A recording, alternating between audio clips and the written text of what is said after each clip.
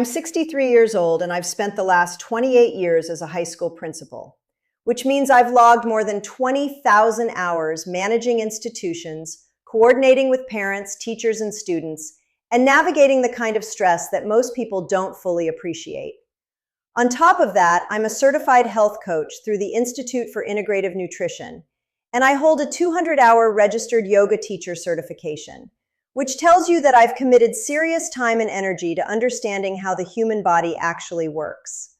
I live in Austin, Texas, and I've made a deliberate study of nutrition, metabolism, and preventative medicine over the last 15 years. But what I'm about to share with you is something that my own physician had to show me, something that completely upended my understanding of what healthy eating actually means, and something that might genuinely be the most important insight you receive this week, if you're a woman over 55 years old. My doctor sat across from me about 8 months ago during a routine appointment and said something that genuinely shocked me.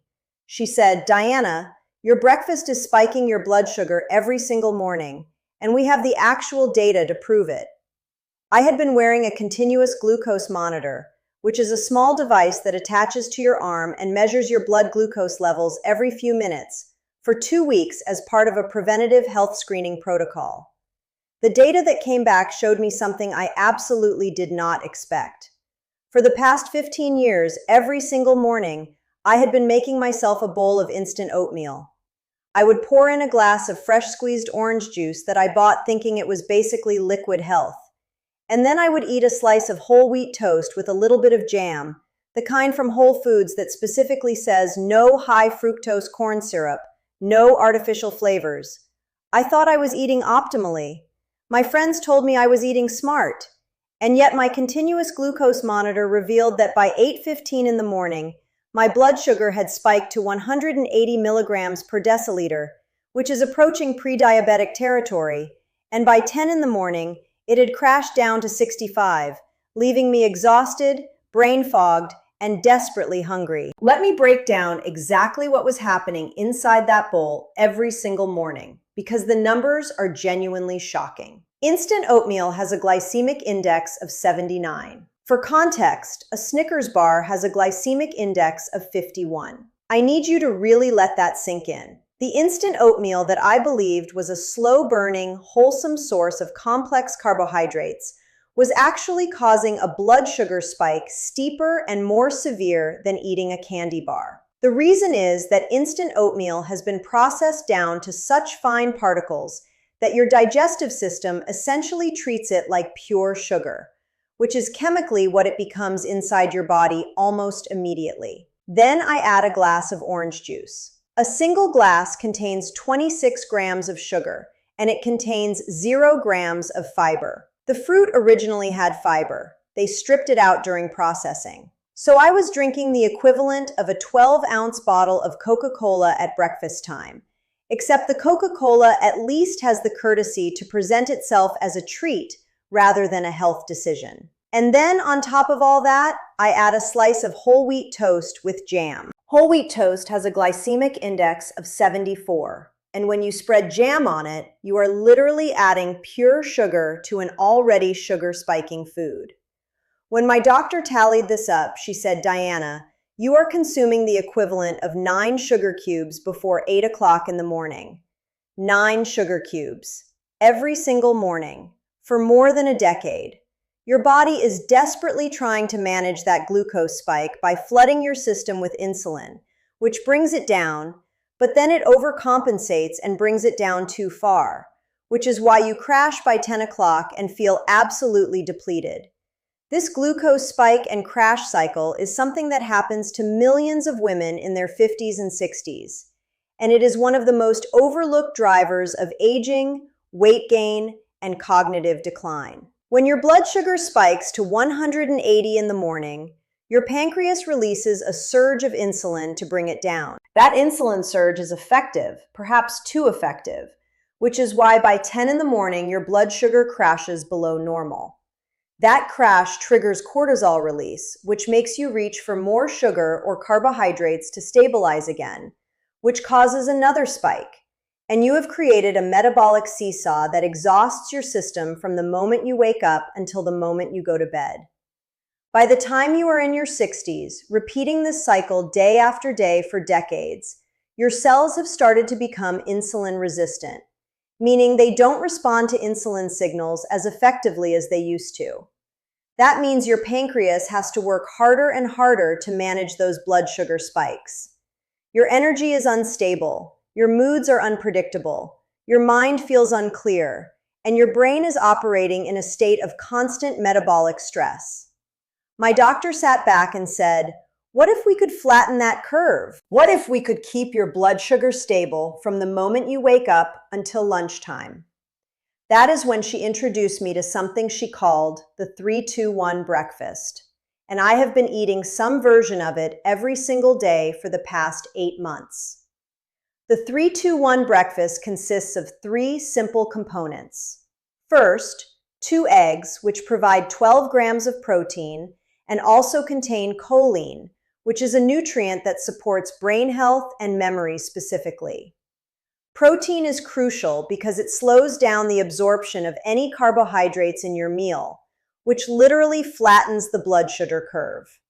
Second component, half of an avocado, which provides healthy monounsaturated fats, potassium, and fiber, which slows digestion even further and keeps you feeling genuinely full and satisfied. Third component, a small handful of fresh berries, either blueberries or strawberries, which have a low glycemic index, are rich in antioxidants, and satisfy that desire for something slightly sweet without causing the metabolic chaos that orange juice causes.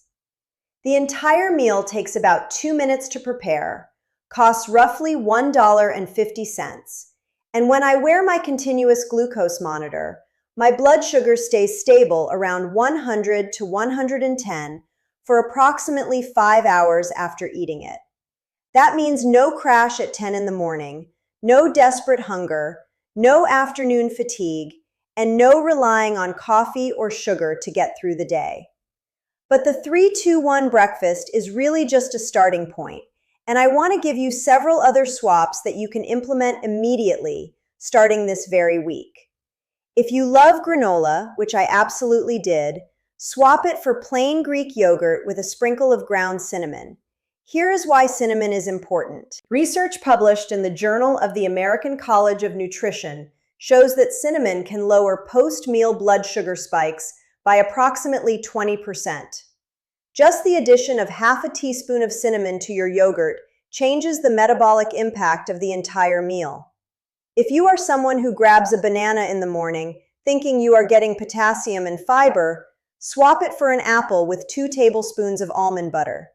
A banana is actually higher in sugar and lower in fiber than most people realize, and an apple with almond butter gives you the carbohydrates, the protein, the healthy fat, and the fiber profile that keeps your blood sugar stable. If you are eating cereal, any cereal, swap it for a combination of turkey or some form of lean protein, a slice of cheese, and a small handful of walnuts. I know this sounds unconventional for breakfast, but the combination of protein, fat, and fiber creates what I call a time-release formula, meaning your body processes these nutrients slowly over hours rather than rapidly spiking and crashing. The pattern underneath all of these swaps is absolutely identical. You want protein, you want fat, and you want fiber. That combination is nature's time-release mechanism. When you consume them together, your digestive system slows down, your blood sugar rises gradually over 30 to 45 minutes instead of spiking within 10 minutes. And then it stays elevated and stable for hours rather than crashing. This is not about deprivation. This is not about eating foods you hate or forcing yourself through tasteless meals. This is about understanding the architecture of food at a biochemical level and making swaps that taste good and keep your body functioning optimally. Most of us have been taught that carbohydrates are the foundation of a healthy breakfast, that whole grains are inherently good, that fruit juice is basically liquid health. But those teachings were based on populations that were much younger, much more active, and metabolically different from a woman in her 60s with a sedentary job and decades of breakfast-driven blood sugar damage. Now I want to go much deeper into why this matters beyond just feeling better in the morning, because there is something happening at a cellular level that most people do not understand. And this is where the real urgency comes in. When your blood sugar stays elevated, even modestly elevated, even in the 120 to 150 range, sugar molecules in your bloodstream start to attach to proteins in your body. This process is called glycation, and the products that result are called advanced glycation end products, or AGEs. This is not theoretical or hypothetical. This is biochemistry that has been documented extensively in the Journal of the American Medical Association, in Neurology, in Cell Metabolism, and in hundreds of other peer-reviewed journals. When sugar attaches to proteins, it creates crosslinks and structural changes that literally break down your collagen. Collagen is the protein that gives your skin elasticity, that keeps your joints flexible, that maintains the structural integrity of your blood vessels. When you have elevated blood sugar for years, you are essentially caramelizing your own collagen, which is why people with poorly controlled blood sugar develop wrinkles more rapidly, experience joint stiffness more severely, and have weaker connective tissue throughout their bodies. But the collagen breakdown is almost secondary to what is happening in your brain. A landmark study published in the journal Neurology followed 840 adults over approximately 4 years and found that people with higher fasting blood sugar levels experienced greater hippocampus shrinkage. The hippocampus is the brain structure that is most critical for memory formation and the ability to recall information. People with persistently elevated blood sugar showed measurable reductions in hippocampus volume, which directly correlated with worse performance on memory tests. The researchers concluded that even in people without diabetes, higher blood sugar is associated with cognitive decline and memory loss.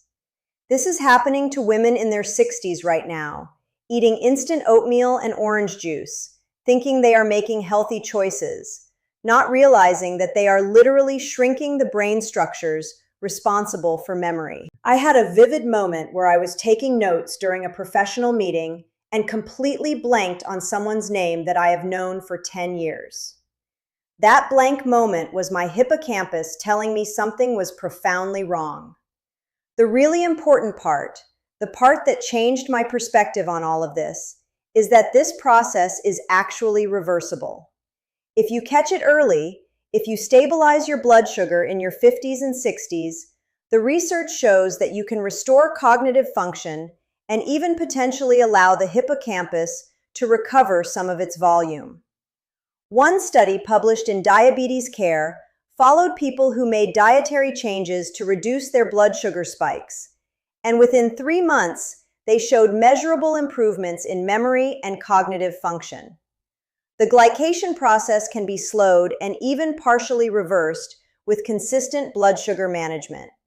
This means you do not have to accept cognitive decline as an inevitable part of aging. You do not have to assume that your memory will fade and your brain will shrink. You can actually intervene right now at 63 or 55 or 70 and change the trajectory of your cognitive health. This is why I have gotten so passionate about this over the past 8 months. It is not just about having steady energy through the morning, although that is wonderful. It is not just about not feeling that desperate hunger at 10 o'clock, although that is a relief. It is about protecting your brain, preserving your memory, and maintaining the cognitive sharpness that allows you to stay engaged in life, to continue learning, to continue contributing professionally if you want to remember the names of people you love and the details of your own life. It is about understanding that what you put in your mouth at breakfast is not just a meal decision. It is a neurological decision with long-term consequences for how your brain ages. So let me give you several more practical swaps that I have found work beautifully, because I know that hearing about blood sugar spikes and AGEs might feel overwhelming. but the actual application is remarkably simple. If you are making a smoothie, instead of using banana and mango and fruit juice as the base, use half an avocado blended with unsweetened almond milk, add a scoop of high-quality protein powder, add a small handful of blueberries, and finish it with a tablespoon of almond butter. The texture is creamy, the taste is satisfying, and the blood sugar impact is minimal. If you are someone who likes toast, and I still like toast because I grew up with it, use sourdough bread instead of whole wheat. Sourdough has a lower glycemic index because the fermentation process partially breaks down the starches, and top it with scrambled eggs or smoked salmon and avocado rather than jam. If you are buying breakfast items at a coffee shop, order a vegetable omelet with cheese and bacon rather than a bagel or a muffin. Most coffee shops can make this quickly. It tastes delicious, and it will not spike your blood sugar. What is remarkable is that when I made these changes, other things shifted automatically, without me doing anything else intentional. Within 2 weeks, my afternoon energy stabilized completely. Within 3 weeks, I noticed that my skin looked clearer and more radiant, probably because I was no longer triggering inflammatory cascades with blood sugar spikes every morning. Within 6 weeks, my clothes fit differently, even though I did not go on a diet or intentionally restrict calories. My body simply settled at a different weight when my blood sugar was stable. Within 2 months, I realized I was not using my reading glasses as much because my eyes felt less strained, which suggests that stable blood sugar was reducing inflammation throughout my body. Within 3 months, I could feel my cognitive function improving. I could hold complex ideas in my mind more easily. I could remember details and names more reliably. I genuinely felt like my brain was coming back online after years of operating in a fog that I did not fully realize I was in. The other shift that happened was psychological and emotional. I stopped feeling guilt about food. I stopped categorizing breakfast as inherently healthy or unhealthy. I started relating to food as information, as a series of signals that my body was receiving. When I made the switch to protein, fat, and fiber at breakfast, I was not sacrificing anything. I was not eating boring food or depressing food. I was eating delicious food that made me feel better, that gave me sustained energy, that protected my brain. There is no willpower required. There is no struggle. You just understand the mechanism and you eat differently because you want to feel good. Now, I do want to address something that comes up frequently when I share this information with friends and other women in their 60s. Some people say, Diana, I have been eating oatmeal for decades and I feel fine. And my response is always the same. You might feel fine, but that does not mean your blood sugar is not spiking, and that those spikes are not contributing to aging, cognitive decline, joint stiffness, and wrinkle formation at a cellular level. You might feel fine because you have adapted to that state of constant, low-level metabolic stress. Your baseline has shifted. You do not remember what it feels like to have truly stable energy, a sharp mind, and a body that feels energized rather than depleted. That is what I want for every woman watching this, because you deserve to feel what health actually feels like, rather than just feeling fine. One more thing before I close this out, and this is something my doctor emphasized to me strongly. If you have any history of diabetes in your family, if you have been diagnosed with prediabetes, if you are overweight, if you are experiencing unexplained fatigue or brain fog, it becomes even more urgent that you make these changes. These are not just optimization decisions at that point. These are preventative medical decisions that could change the entire trajectory of your health in the next 10 to 15 years.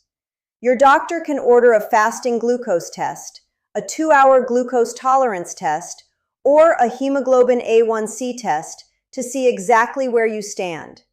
I would encourage you to ask for these tests at your next appointment. Bring data into the conversation. Tell your doctor that you want to be proactive about blood sugar management.